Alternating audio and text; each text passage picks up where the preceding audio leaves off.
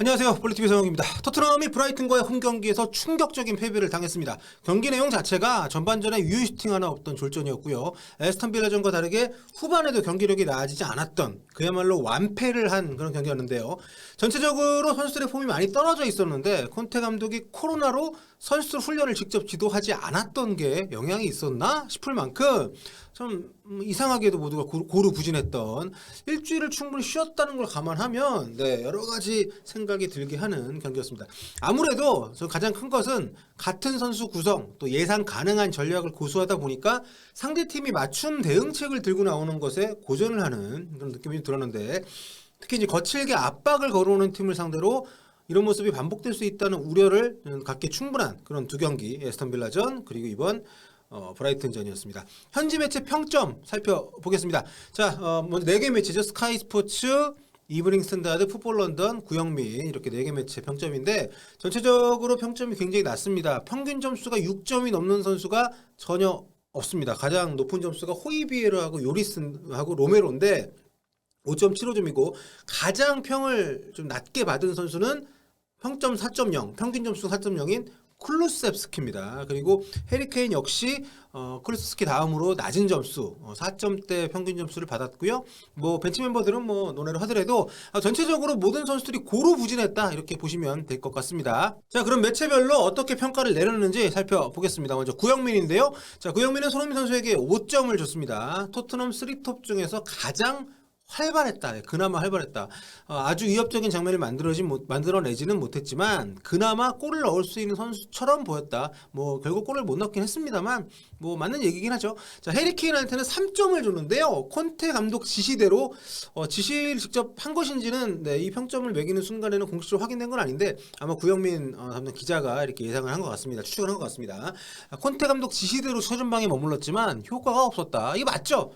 제가 이제 입중계할 때도 계속 왜 안 내려오는지 모르겠다. 물론 상대가 밀집이 돼 있기도 했습니다만 잠깐 이 팀은 풀어주는 선수가 케인이기 때문에 케인의 위치에 따라 가지고 많은 경기력의 차이가 있는 것 같습니다.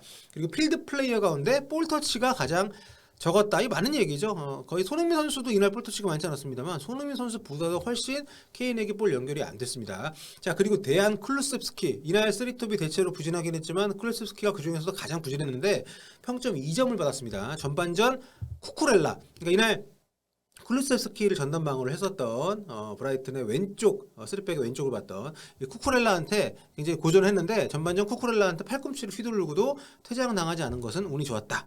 쿠쿠렐라의 스피드에 밀려서 아무것도 못했다, 이런 평가를 받았습니다. 맞는 얘기입니다. 오히려 그 뒤에 모우라가 교체 투입됐을 때 아무래도 스피드적인 부분에서 좀 어느 정도 경합이 되니까 좀 나아진 모습이 있었는데, 물론 모우라도 뭐 연결을 잘 못 시켰습니다만. 자, 다음은 로드리고 벤탄쿠르 4점 받았고요. 경기의 템포를 통제하지 못했고 공격수와의 사이에 너무 큰 공간을 만들었다. 그러니까 이날 미드필드하고 공격수 사이가 너무 좀 많이 벌어져 있었어요. 또 패스 연결 자체도 굉장히 좋지 않았기 때문에 전체적으로 토트넘 미드필드의 어떤 뎁스, 좀 한두 선수가 부진했을 때 이걸 어떻게 케어를 할지 이 부분에 대한 고민이 드러난 시합이 아니었나 생각이 됩니다. 파트너인 피에르 에밀 호이비에르도 4점을 좀 받았는데요. 너무 낮은 위치에서 움직였다. 그래서 공격수들에게 아무런 연결도 해주지 못했다, 이런 평가를 받았습니다. 자, 다음으로는 이브닝 스탠다드로 건너가 보겠습니다. 이번에는 이제 댄 킬패트릭 기자가 아니고 말릭 우졸라 기자가 매겼는데, 경기 전에 이틀 전에 기자회견에서 콘테 감독이 킬패트릭 기자를 본의 아니게 저격을 했죠. 얼마 전에 손흥민 왜 벤치로 내리지 않았느냐고 어떤 기자분이 얘기하셨을 때 제가 뭐라고 했죠? 하하하 막 이러면서, 그때 제가 얘기하지 않았습니까? 손흥민을 뺀다는 건 내가 미치지 않고서야 손흥민을 어떻게 뺍니까? 그러면서 그 뒤에 손흥민 선수가 잘했으니까 제 말이 맞았죠? 뭐 이런 얘기를 한 건데 킬패트릭 기자가 공개 처형이 된, 아무튼 뭐 결과적으로 그런 일이 있었는데 이날 킬패트릭 기자는 아니었습니다. 자, 손흥민 선수에게 평점 5점. 후반전 초반에 얻은 찬스가 이날 손흥민이 만들어낸 첫 번째 위협적인 순간이었다. 최근에 짜릿한 폼을 이어가지는 못했지만 하루 쉬었다고 욕하는 사람들은 없을걸, 이런 얘기를 했고요. 자, 해리케인에게도 5점. 산체스 골키퍼와의 불필요한 충돌로 안 그래도 약한 발목에 부상을 입은 것처럼 보였다. 뭐 이런 장면이 좀 있었습니다. 참 이 부분이 전반전에 많은 사람들을 걱정하게 한 부분이고, 그 뒤로 경기력이 또 살아나지 못했기 때문에 그 전에도 이날은 못했지만 많은 사람들이 걱정을 좀 하고 있습니다. 브라이턴의 밀집된 중원으로 내려가지 못하면서 평소처럼 영향력을 보이지 못했다. 그러니까 이게 앞서서 구영민에서는 감독 지시라고 넘겨짚었는데 여기 이브닝 스탠다드에서는 일단 그 상대의 어떤 그 중원 밀집 공간이 없었기 때문에 내려가지 않았다라고 해석을 했네요. 자, 다음은 대한 클루셉스키 5점 받았고요. 경고를 받았지만 퇴장을 당했어야 마땅했다. 아주 위험한 플레이였어요.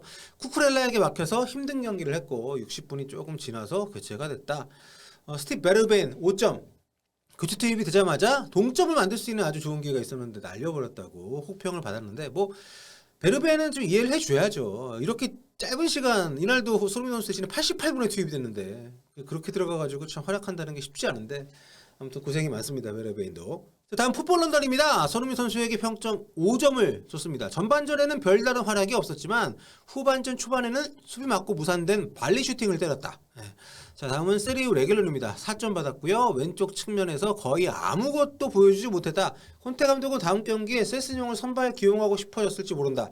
저 공감합니다. 저는 막판에 손흥민 말고 레겔론을 빼고 좀 더 전향적인 변화를 줬어야 되지 않나. 결국 이 교체 이후에 레길론이 아닌 손흥민을 빼고 나서 실점을 했던 콘테 감독이죠. 자, 로드리고 벤탄쿠르에게 5점을 줬고요. 전반전에 옐로 카드를 받았고 여러 차례 패스 미스를 범했다. 별다른 활약 없이 70분쯤에 교체가 됐다. 데이안 클루셉스키에게도 4점, 더 낮은 점수 줬는데 최근에 보여줬던 퍼포먼스를 이어나가지 못했다. 최근에 굉장히 좋은 플레이를 보여줬는데 이날 쿠쿠렐라한테 많이 완전히 묶였습니다. 매우 조용한 하루였지만 쿠쿠렐라에게 팔을 휘두른 것이 퇴장으로 이어지지 않았던 건 행운이었다.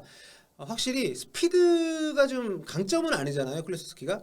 그렇기 때문에 그런 부분들을 공략하는 수비를 만나게 되면 굉장히 고전을 하는 모습, 앞으로도 어떻게 보면 상대 앞으로 토트넘 만날 팀들에게 좀 힌트를 주는 그런 수비가 아니었나.